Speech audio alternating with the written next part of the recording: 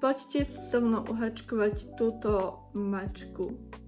Tvár aj predné nožičky, ako aj úška máme uhačkované. Chvost už je uhačkovaný a pripevnený. Tvár už je vyšitá a to znamená, že táto mačka už je dokončená úplne.